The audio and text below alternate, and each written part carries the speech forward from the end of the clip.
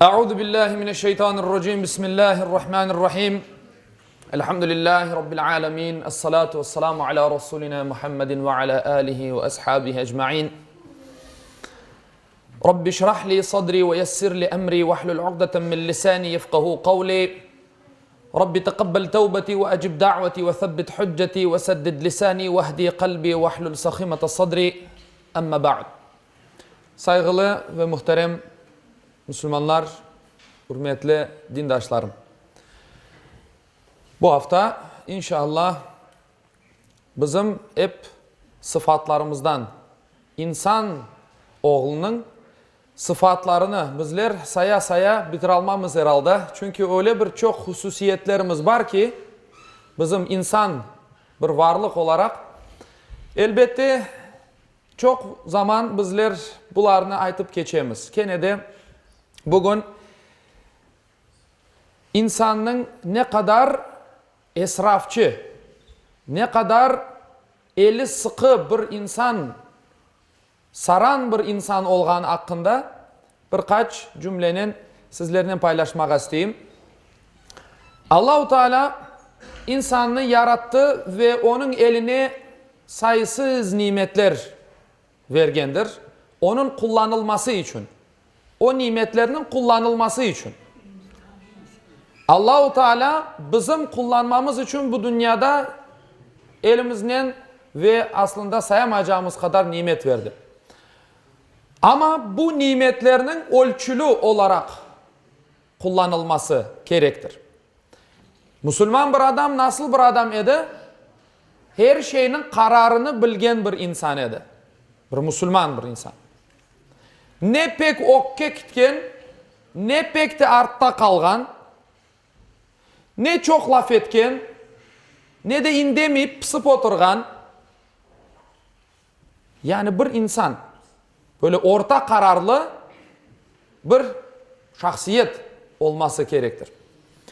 İşte Peygamber Efendimiz Aleyhisselatü Vesselam onun için bizim ümmetimizin adını Ummetul Vasata koygandır. Ummetul Vasata. Yani orta bir ümmet. Bizler çoksu şeyge aldanamız ve elimizge geçken mal mülkünü men kazandım. Ne yapsam yaparım. İstegenim gibi kullanırım. Deyip aytamız bizler. Elbette Allah-u Teala sana verdi senin kullanman için. Ama ziyadesinden çok kullanmak işte o zararga kire, o ziyanga kire, o da günah ola. Mesela gerek olan yerde insan masraf etmesi gerek bir şeyini satın almak gerek, korantasına bir şey alması gerek. Ama eli o kadar sıkı, bir kapık çıkarıp cebinden vermeye sakına. O kadar cimri, o kadar saran bir insan.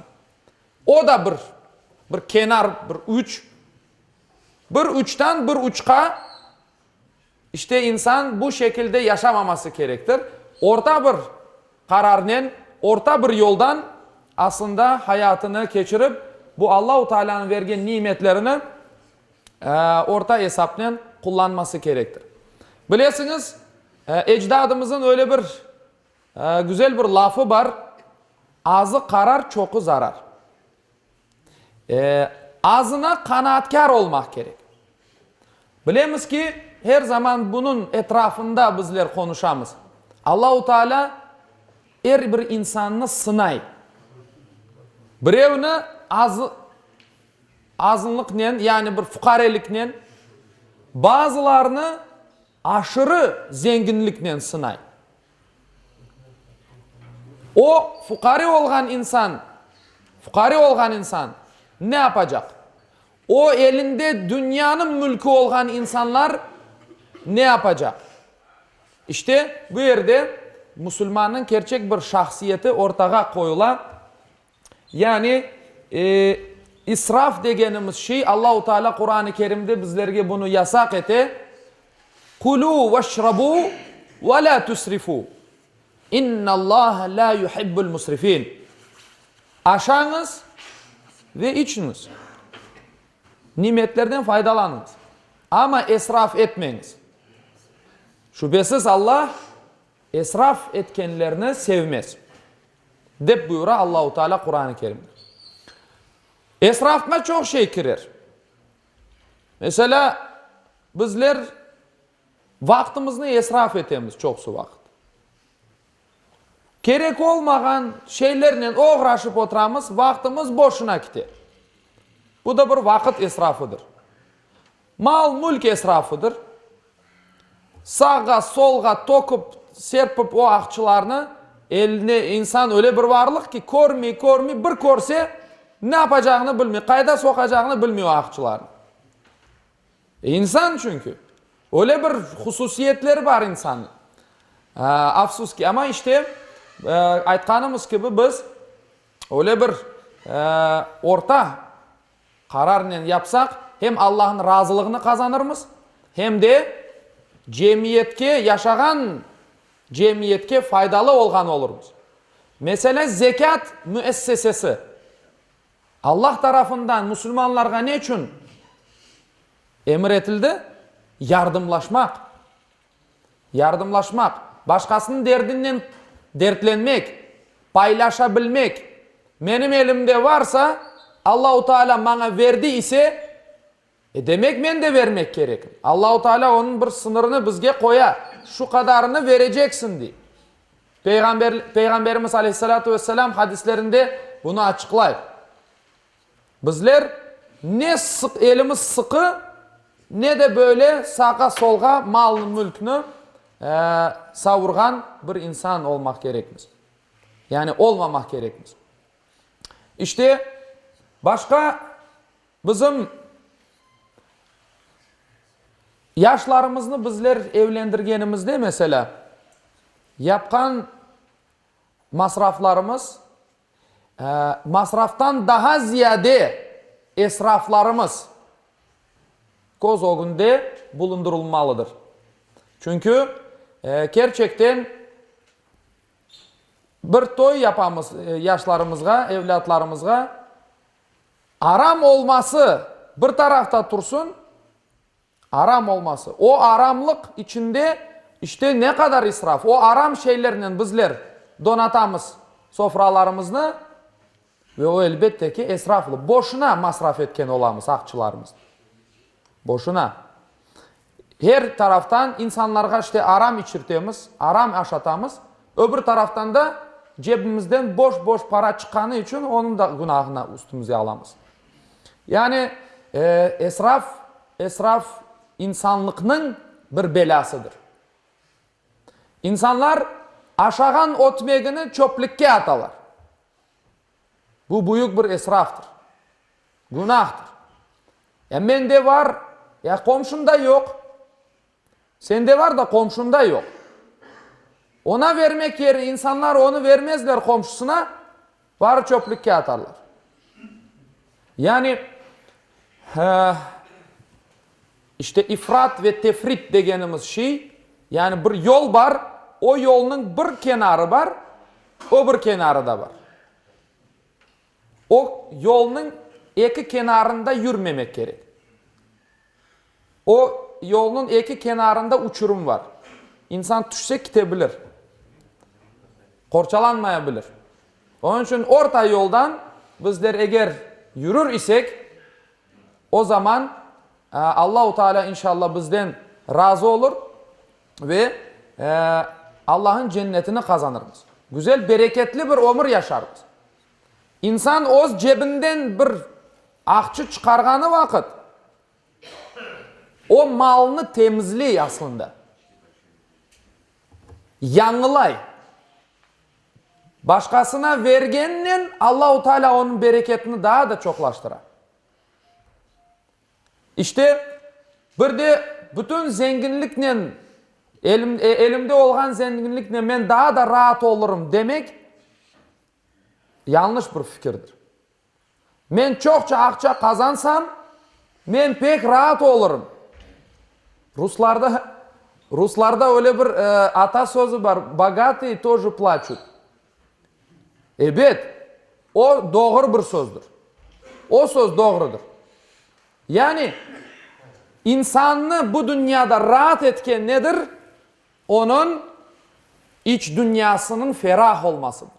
Ferahlı, rahat etken şey bizim yapkan ibadetlerimiz, yapkan hayırlarımız, bir balanın elinden tutmamız, fukara bir insanga bir yardım etmemiz, komşumuzga yardım etmemiz, işte bular bizim içimizni, iç dünyamızını rahatlatır. Yoksa mal mülk bular bir sebeptir. Bu dünyada yaşamak için. Evet, insanlar zengin olabilir. Bu yanlıştır veya yaramay bir şeydir demek yanlış olur elbet. Olabilir. Allah-u Teala vergen olsa kullanacak. Ama ölçülü ve bilip kullanacaktır. Allah-u Teala Kur'an-ı Kerim'de buyuran, elin sık ve büsbütün açık olmasın diye. Elin sık ve büsbütün açıkta olmasın. Son ayıplanırsın ve çaresiz kalırsın. İnsanlar senden bir şey soraganlarında mende yok deysin adam. Vermey. Olgan alda vermey. İnsanlar deyip bak şu adamga bak ya. Akçısı var, evi var, şusu her şey var. 5-10 kumuş akçı gerek oldu, bardık kapısına yok dey. Mende para yok dey. İşte Allah-u Teala'nın aytkanı sonradan ayıplanırsın. Mesela insan çok masraf ediyor. Anda mında o cihetten de baksak o da bir insanını ayıpka sokar. Gerek olmayan yerlerge insan varıp para tokse ama gerek olan yerge varıp vermese insanlar onu da ayıplar. İşte Allah-u Teala bizge bu orta yollu olmamızını nasihatlay emir eti. İşte orta yollu, orta kararlı olmamızını Peygamberimiz başka hadislerinde de aytar. Bir insanla de ne pek dost ol, ne pek düşman ol. Bir gün gelir o pek dost olganın insan sana düşman olabilir. Ve pek düşman olganın bir insan sana dost olabilir. Orta kararlı ol diye. Bir mesafe korçala. İşte her cihetten bizim dinimiz bizlerge orta kararlı, orta ölçülü, hesaplı olmamızı emretmektedir. Bizler ise Müslümanlar olarak yeter ki bunun farkına varayık ve bu dünyada insanlar tarafından ve ahirette de Allah tarafından ayıplanmayın. Ayıplanmayın. İşte nefis sahibi insan ya. İnsan nefis sahibi. Çok şey ister bu dünyada. Onu isterim, bunu isterim. Ama bir gün kele bütün olar her şey yok olup gidecektir. Ahiretini insan her daim düşünmesi gerektir. Ona hazırlığını yapması gerektir. Ve insan gaflette yaşar ise ne özüne, ne korantasına, ne de etrafında yaşayan insanlarına faydalı olabilir. Allah-u Teala cümlemizge orta kararlı, ölçülü, esraf etmegen, Allah'a şükür etken kullarından cümlemizne eylesin inşallah. Ve ahiru da'vana enilhamdülillahi rabbil alemin.